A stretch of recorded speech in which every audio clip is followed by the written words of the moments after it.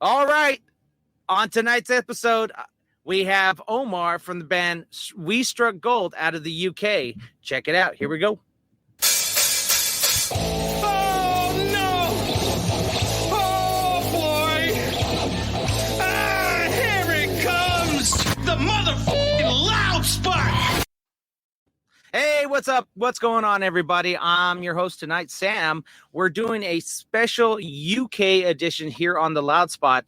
That's what I've kind of been tasked with a little bit, or that's what I volunteered to do. So our first UK band, and it's not the first band. Sebastian's had tons of bands from the UK, but I'm going to focus on predominantly the UK and the EU type bands because there's so many out there. But tonight we have metalcore band We Struck Gold. We got Omar. Omar, what's up, man? How you doing? Well, good, man. How's yourself?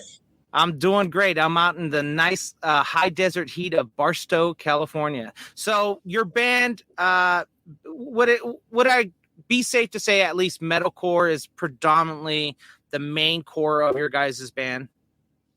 So I guess metalcore is what we're sort of developing into. We obviously stem from a melodic hardcore background. We're just we don't really want to stick to one genre in particular. We want to incorporate everything sort of around what we're into, around our music, just make it accessible to as many people as possible. You know, I just had a conversation yesterday about someone, and they're like, well, we're a metalcore band, but we don't want to stick within, like the metalcore. And I'm like, don't. If the fucking song you write is a country song and it feels right, write it. Play it, do your arrangement to how it feels. What's the vibe? Don't get stuck in a box of metalcore, because I think predominantly people these days are not stuck in a box. Like, good example, me, I'll listen to pop, I'll listen to country. If it just sounds good and I like it. End of story. I wouldn't put myself in a box if I was in the band. They'd be like, well, who do you sound like? I said, well, how much time you got? Because we sound a little bit like Britney Spears over here, a little bit like Wage War, a little bit, of this band, probably throw a country. I was like, what? Just listen to it. If you like it, you fucking like it. If you don't, move on. Dude. At the end of the day, like, you're the musician, so whatever you write is just, people can take that in their own way and just be unique. However, whatever you write will obviously link back to your style anyway. So confining to a genre maybe isn't the best thing. But I mean, like you said, well, I don't think any of us really predominantly listen to metalcore or hardcore or melodic hardcore. We listen to everything. So why not incorporate a bit of that into our own? Yeah. And we all know that all of us probably listen to a little hip hop or rap somewhere in at least if it's a commercial hip hop or rap song that comes on, we know we're busting out the rhymes. We could be the whitest person in the room. And like a Dr. Dre or Snoop Dogg song comes on, it's like we're just throwing them up for no reason, and then of course we get our ass kicked later on down the road. Pretty much. Yeah. So you guys started kind of right before the pandemic, correct? I guess we started again right before the pandemic. Yeah. But we've been going for a good few years. It's mainly been me and Jesse, who's the guitarist, sort of stuck through thick and thin, and we have just tried and tried and tried. And yeah, I guess we sort of could say reformed again just before the pandemic happened. And you mean I call it the world fucking in the music industry, because it fucked everyone in the music industry. It's plain and simple. Yeah, it did. But for us, it was like kind of good timing, because things were kind of like falling apart before the pandemic, and the time off gave us time to start working on new stuff. And Jesse and Scott, because I was stuck 11 months out of the country. I just couldn't get back. So in that time, Jesse found like a new drummer, and the amount of time they put in just practicing, getting the set down, learning all the songs, getting ready for the studio. Well, I was stuck out of the country. I'm like an 11-month holiday. Where were you stuck at? So I was stuck in the Middle East, a country called Oman. Oh no. No. So it was hot. It was hard. It was probably great at first because you're like, oh yeah, I'm going on a holiday. We're gonna go out to the Middle East and visit some friends, some family. We're gonna do some things. Wait, what? I can't go back home? Wait, are you serious? Are you serious right now? So it was like they closed the airport completely, and then it was like, so my 3-week holiday, they closed the airport, all the flights were cancelled. The airspace in the country was completely closed as well, which was just crazy. Yeah. And I mean, it would be okay if someone said that day, your flight's cancelled, you have 11 months here. And it would have been fine. You'd be like, all right. Learn new language. I can do this. I can go to this place. I can take up this hobby. I can even get a gym membership. But I was going to like some free gym, which was like half an hour drive away, because I thought, it's all right. I'm leaving like in a couple of weeks when British Airways like book my flight again. So there's no point forking all this money for a gym membership. I could just drive down the road.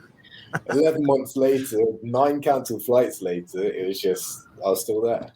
Yeah, you're like 400 pounds, eating Cheetos, watching Al Jazeera TV. So many animals. We have like a house full of cats out there now. Wait, so are you rescuing animals on the side? Is that what something you're into? So basically, we have a family house out there. My sister lives there. My dad now as well. So we are seeing her and seeing like other family. Oh, okay. I thought you brought them back to the UK with you. That's what I was thinking. We had 1 dog out there, and then we ended up with, I think, 5 cats. They have more now. 3 dogs. 2 have gone to foster homes. We were just looking after them. 1 was really injured and almost died, which was quite sad. But and then actually, when I came back here, when I finally managed to fly back, a couple months later, I flew 2 of my cats out. So 2 of my little rescue cats here. Just remember, animals are not Pokemon, sir. You just can't collect them all. Just kidding. It's one of those things. Once you say one to one, you're going to say one yes to another, and then if and if you just help one, you got to help another, and then you got to keep helping another. And I guess women could say that about us, men. They're like, well, he seemed damaged, and I needed to, help him out. So I said yes to him. All right. Right now, we're going to take a look at your guys' newest song, Done. Just a little bit about the song. Why, what's the premise of the song? Like, why'd you guys write it? What's kind of the lyric content in it? And what do you want people to get out of it? So I think the song, it started actually, Jesse wrote a completely different song. And he took the intro from that other song and used it in this one. He just thought, I'll try something different. And honestly, I don't really know too much about the whole writing process of this song because I was in a different country while he did it. Oh, okay. As soon as he sent it to me, I was like, instant ideas, just everything was flowing through my head. Like, I fell in love with this song in particular. Oh, okay. So yeah, and I think with this song, actually, the lyrics just sort of came to me and I wrote that in like a couple of hours. This one really sort of touched home. So lyrically, what is this song about to you, and where were you at? What kind of frame of mind were you when you wrote this song? So this song, you weren't at Disneyland. That's what I'm trying to get at. You weren't at Disneyland having a great time when you wrote the song. But I want you to say it, not me. So this is the whole cliche of like the whole heartbreak and fallout of a relationship kind of thing. I know it's back that old one, but I thought it was because you caught it like a STD and you're like, we're done. Exactly. So it's more how can I say this? It's just looking at why things came to an end and it's just sort of getting out of that frame of mind. When I write songs, it could be from a really dark place, but I always like to put that sort of positive spin on, and there's a positive outcome either for myself or for others that I try and transcribe through the lyrics. So this is more a song being from a dark place, trying to understand why what's happened has happened, and sort of moving on from that. Okay. All right. Well, let's check out the song. This is Done. It's available right now on Dreambound. You guys release it through Dreambound. Everyone can go check it out if they go to Dreambound, put in We Struck Gold. Done. It's right there. Check it out. Come on, get up there. I have to learn to.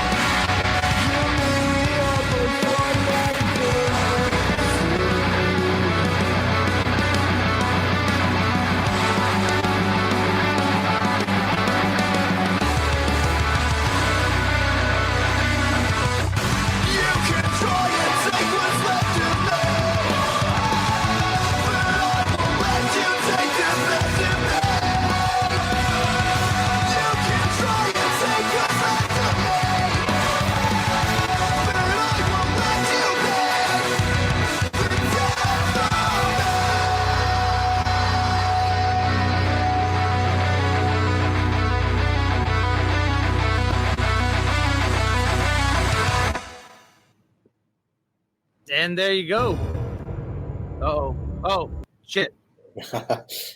There was extras. Hold on. Let me stay. I mean, you guys added that for a reason. Films. So that's on Filmmaker. Oh, okay. Okay. I guess I gotta press play. Oh well. Come on, get up there. Fuck it. Anyhow, all right. So yeah, that's done. Now, when did you guys record that video? The video we recorded, I think, in December. In December. Okay, so you guys waited till March to pump it out there after kind of the spring roll. Now, is this a part of an EP or is this just a single release that you guys are doing? So this is the second single that we've released. We have a few more singles coming, and then we should have an 8-track being released fairly soon. So in the next few months. All right, so an 8-track. That's no, 9 is an album. That's right, 9's an album. No, I don't know what's. We're just calling it an 8-track. You know, everyone is like album. Do you have enough for a set? That's the question of the day. We have plenty enough for a set. Exactly. So let's talk about that touring. Where are you guys at? Are you guys getting ready to hit the road? Are you guys going outside of the UK or just? I mean, granted, you guys could literally hit every corner of 5 Points over there and probably have different crowd crowds at each one. Completely. Yeah. Great statement. So yeah, we are heading out soon. We have a couple gigs coming up next weekend, which should be good. Mm-hmm. One quite local and the other in London. So Okay. a bit of a drive. Well, a bit of a drive for us, but for you guys, that's like, I don't know, down the road, I guess. yeah. What's like unless you're in like the Boston, New York area, where like like 100-mile drive is like close to 3 hours with traffic and stuff like that. Is that the same thing? I mean, I used the trains when I was out there, so you guys have an awesome train system. Unless you wanted to go like to, what is it, to the west, it wasn't very friendly to the west or something like that. Oh, so that's where we're from. We're from the west. Yeah. Like if you wanted to go like from the east to the west, it wasn't, the trains didn't run as much. But if you stayed like in London and fucking northern part right there, London, the public transport, just so easy around London. Yeah. Come out of London, everything's just a nightmare around. Yeah. And man, the prices of trains are just insane. Well, we have the prices of gas. What's the cost of how many euros or pounds? I don't know what you guys are using right now at this moment, because you can use either one. So we're using pounds. Okay, you're back to pounds now. All right. Man, gas, what we call petrol here, £1.74 I paid this morning, which is extreme because like a year ago it was, I think, like £1.20, £1.15 maybe. You know how much we're paying out here, right? We're I think, and here in California we're almost to $7 US dollars a gallon, $7 US dollars. So that's what has it been in the last few months? That? It usually been it's right around $4 a gallon. So Wow. It hasn't even spiked yet. But that's what we get. If you want to run a car and you want to go far and you don't want to take public transportation or get your happy ass on a bicycle or feet, which I don't care either way, you're going to pay for it. So that's why we got all these electrical cars. All right. So you guys have tours coming up. What about, I know you want to talk a little bit about James's management company and maybe your guys' merge with that, how you guys got together, or you can say how much you hate his management company and he sucks and he's horrible. James, if you're watching, you're a horrible person. Absolutely disgusting. Just kidding, James. We actually do like James. He's a nice guy.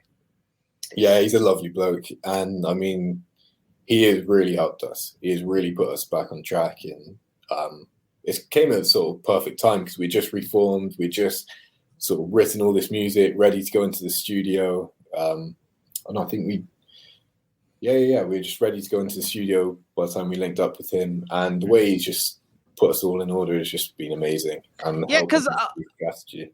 A lot of people don't realize that it's not like you're the band. You when you first start out, you're doing everything, but you can get to a point where you can offload that duty to someone else, but you have to trust them. You have to listen to them. You have to take their advice and counsel because that's what you're paying them for in one way, shape, or another.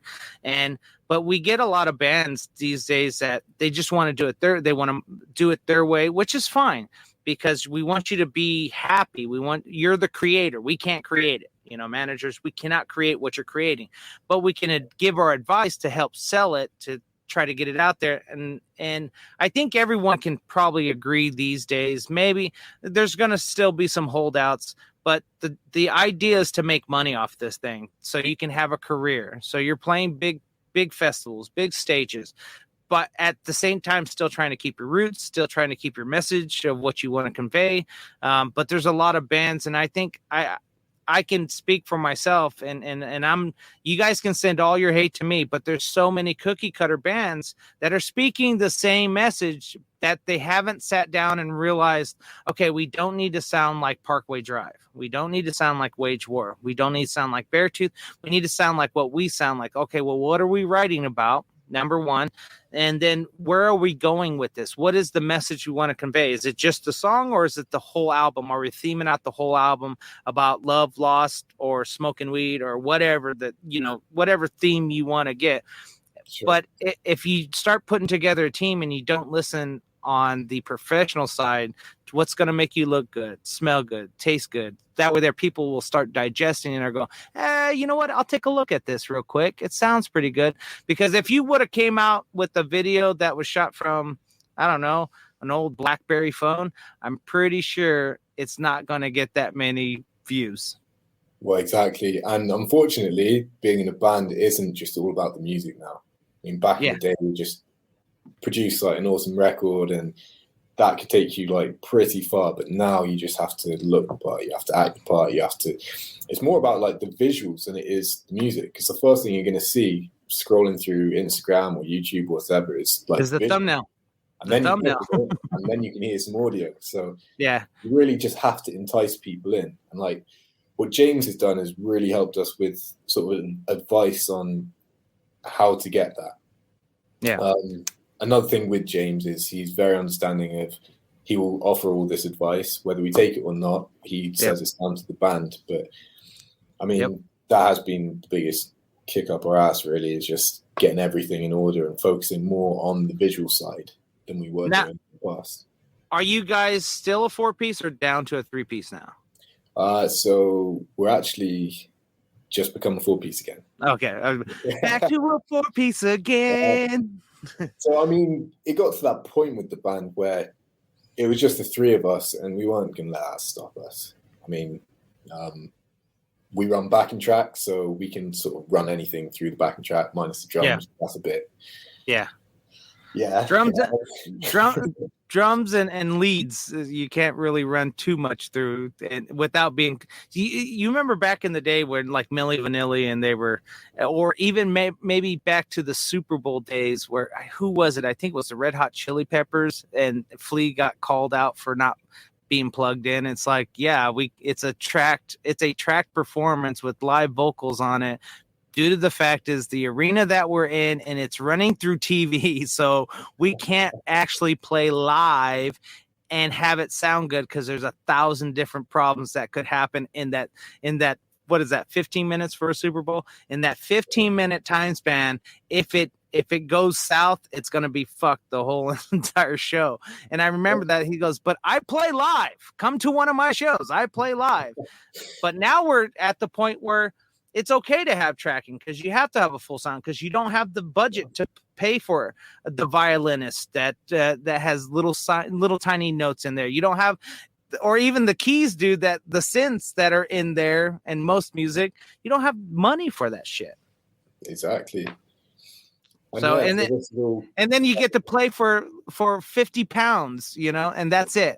That's your, you drove and drink sometimes. Yeah. You drove 100 kilometers or more and 50 pounds. And yeah, you're right. One, maybe a meal and a free drink, or at least water. They might give you some water if you're and people don't realize that. And of course it's not like that. It's only like that at the beginning.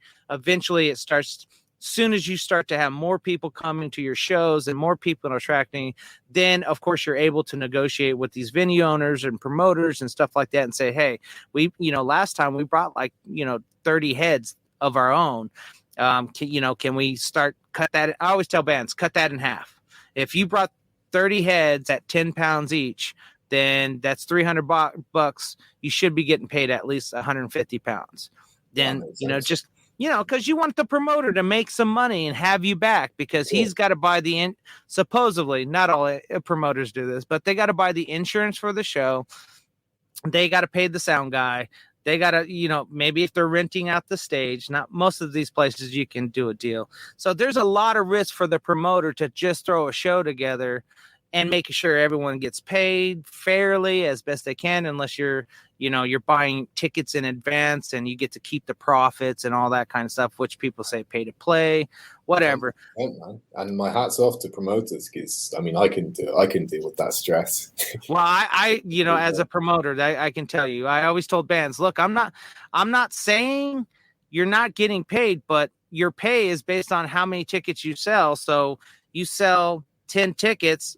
Here's the structure. You'll get, $2 to £2 for every ticket that you sell up to X amount, which is usually like 24 tickets, and then we start bumping it up to like $3 and so on, so until it's eventually you're selling, like if you're selling over 100 tickets, I'm going to give you over 50% of the money because you're bringing the people in there.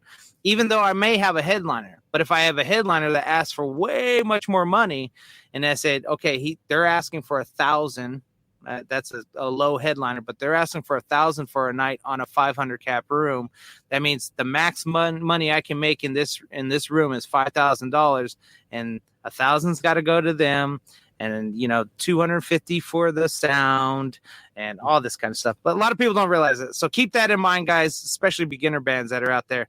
Adverts as well, because bands can be over reliant on the promoter, but at the end of the day, you promote your own shows, whether that's paid adverts or however. So you promote.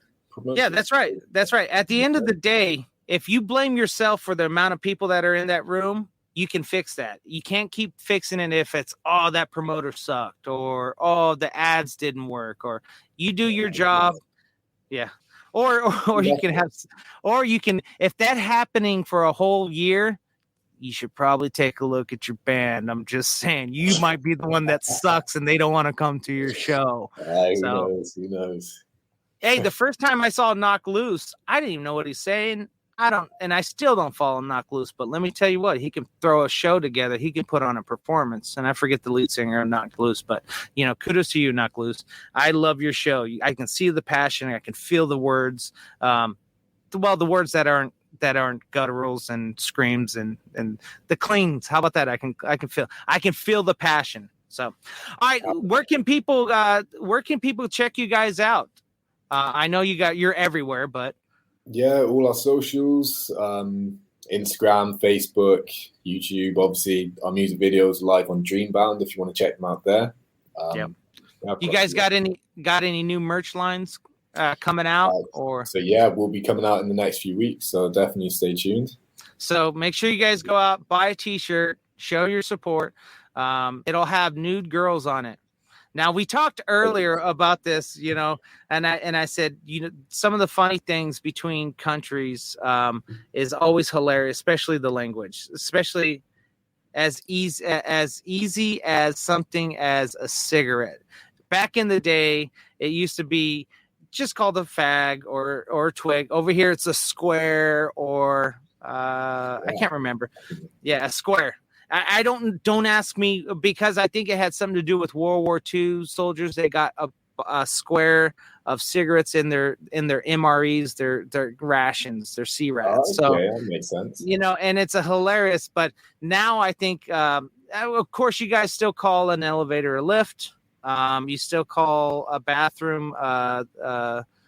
Well, everyone's different. What do you guys call a bathroom over there? A loo. So. Sidewalk. Yeah, well, that's right. If you're in downtown East London, just take a whiff, and or is that the West Side?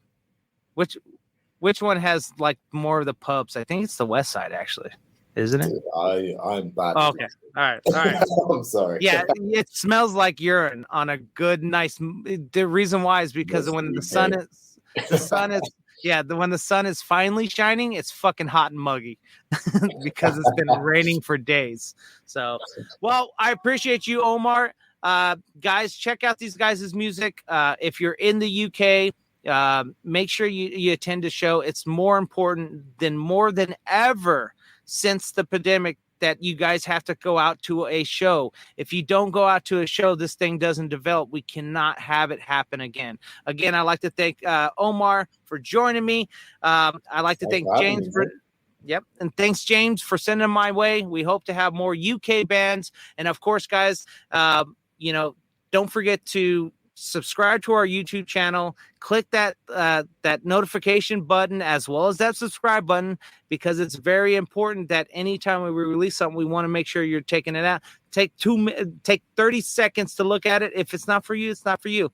Don't forget, we have a Patreon page. We are on Facebook, Instagram. Go watch Sebastian's TikToks. They're hilarious. Most of them are on because he's drunk. So they're really, really good.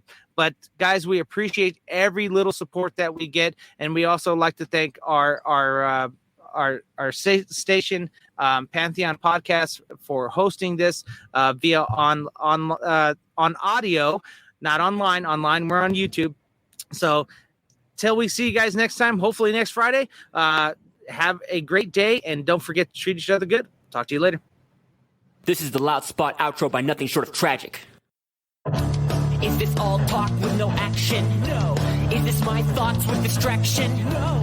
Is this what I bought that's in fashion? Or is this the Loud Spot with Sebastian? Yes. Does Nothing Short of Tragic have his back again? Yes. Does everything that's good really have to end? Yes. A pin post has to pin show, so to get more episodes, make an order, this is over. Thanks for watching our video. Don't forget to click the like and share button. Don't forget to go to our YouTube and subscribe. If you want to listen to our audio and pick up some cool merch, go to www.theloudspot.net. Peace out, rock on, much love.